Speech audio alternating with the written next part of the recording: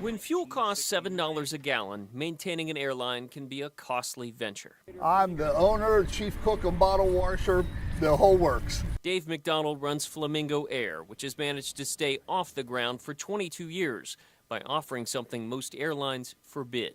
You're not in the aviation business very long before that topic comes up. Clear. Born 2 years after the Summer of Love, this 1969 Cherokee Piper pipes out something hotter than the coffee at Cincinnati's Lunken Airport. Romantic flights with a chance for couples to, in the air. Your love lifting me higher than I've ever been lifted before. Well, this is the way we have it configured for our flights of fancy. Normally you'll have a bottle of champagne and a little box, you get chocolates and some souvenirs. McDonald was told his business would never fly in conservative Cincinnati. 2 decades later, he says business is good.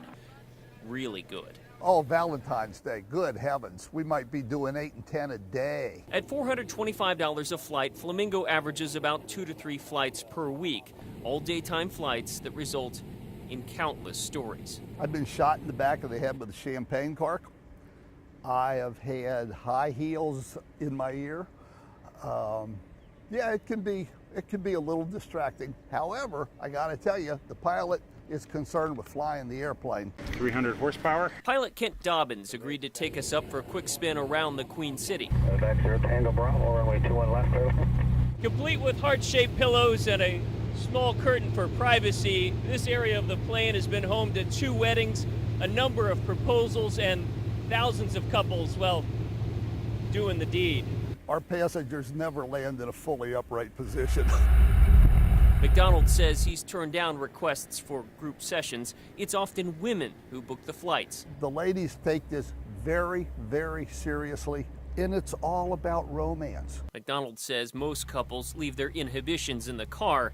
He considers himself to be more than a pilot and owner. Psychologist, priest, hairdresser, all rolled into it. They tell me everything.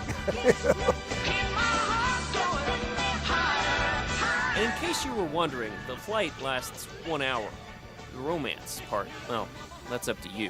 There's been cases they haven't made it to the end of the runway. With photojournalist Dominik Fuhrmann, Bennett Haeberle, WDRB News.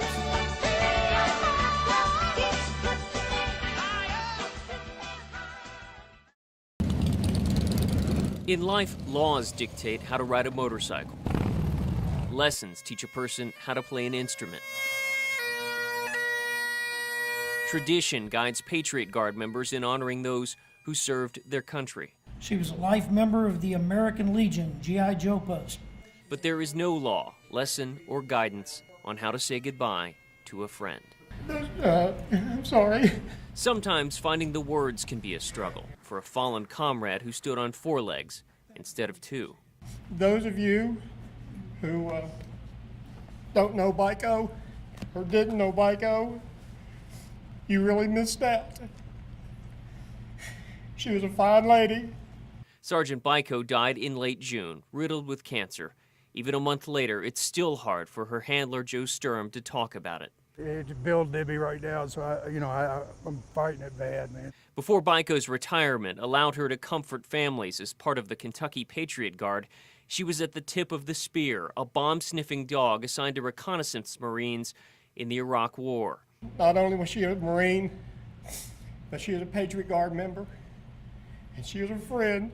Few dry eyes could be found among the 150 people attending Biko's memorial service inside the Middletown VFW post. Biko was one of us and stood flag lines with us, and everybody here is going to miss her. If you've ever owned a dog, felt its companionship, you can understand these tears and Joe's struggle to make eye contact. And I don't want to get involved. I don't want to, but you understand. We understand, but you should know that Biko's love for attention earned her many friends. And military honors that were returned by those who stood on 2 legs instead of 4. It's hard to explain, you'd have to have been around Biko. Everybody here felt that magic from Biko. That's Lori Pyle, waving to the 3 children she's been trying to adopt for almost 4 years. Why are they walking so slow? I don't know. Walk faster. Those are her other children, encouraging them to speed it up. That's McKenna there in the pink, wiping her eyes. It's been a long, drawn-out battle with several trips between the U.S. and Africa. The anticipation has been the hardest part. Lori wanted to arrive at the airport at 1:30 this afternoon. Friends encouraged her to wait. Now, her deep breaths signal the wait is almost over. The 4 years and thousands of miles that separated this family will soon be erased.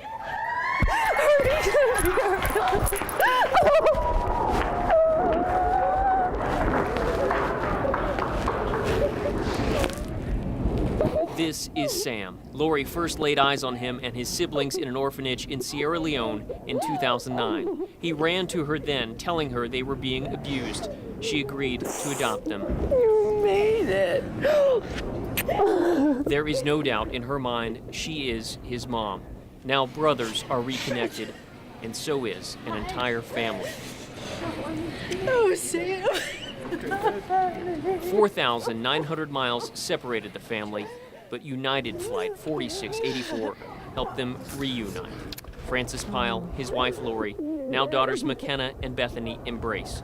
Even the smallest members of this family realize what a challenge it has been, how the African nation and its government fought this adoption, how the Pyles fought back, never giving up even when it seemed like the battle would never end. Hugs now a sure sign of victory. Hi, Granny's girl. They seem to be spreading among the entire family. It's grown from 5 to 8. The Pyles also credit their friends and neighbors for their continued support. It hasn't been easy. The new family will now head home. The kids from Africa are anticipating what they call an American meal of pizza and chocolate cake. So what does this all mean to Lori? I don't even know. They're home. They're home. The thought overwhelming for Mom.